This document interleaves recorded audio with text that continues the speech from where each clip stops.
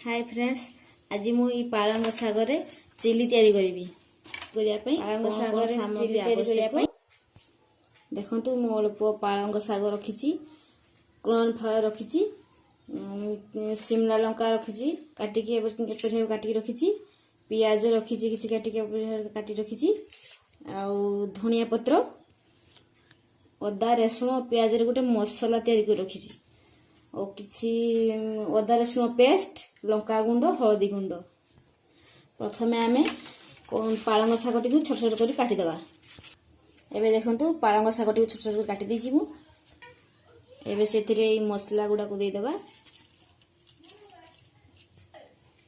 स्वाद अनुसार लूण तापर ताके भल भाव रे गोळै देबा।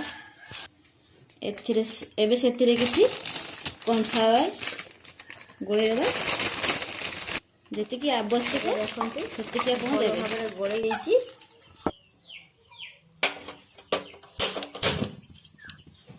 एबे गोटे कढ़ई बसैबा, सेथिरे अल्प तेल ढाली देबी। एबे देखंतु तेल गरम हो जाइछि, गोळै थवा पालंग शाग टी छोट छोट गुला करके एपरि भाबे पकेइबा।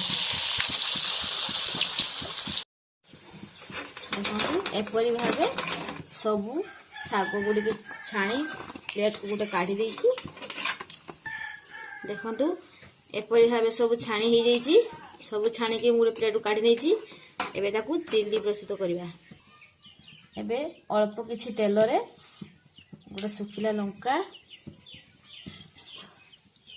तेजपत्र गोटे और किछि जीरा फटण प्रथम काटिकी रखिथिली पियाज की सेथिरे पकेइ देबी। सुखिला लंका धनिया पत्र भल भाव में फ्राए करदेबा। अल्प लुण आगुरी प्रस्तुत कर रखी मसला पेस्ट गुड़ा भी 2 चामच अबे भल भाव में भाजी होती छाणी की रखी पालंग शाग गुड़ी की भल भाव में फ्राए करदेबा।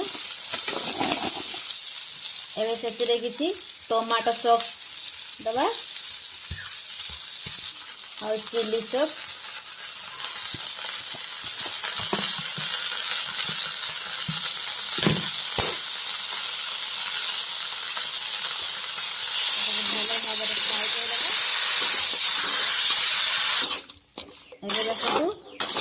हमर चिली हो गला पालंग चिली तैयारी हो गला। एटा को गोटे प्लेट को काढी नबा। एबे देखंतु हमर पालंग चिली प्रस्तुत हो जाइछि, बहुत सुंदर देखा जाउछि। आपण माने एपरि भली पालंग चिली घरे बनांतु खांतु और मोर वीडियो टी को सब्सक्राइब करंतु, लाइक करंतु और कमेंट करंतु।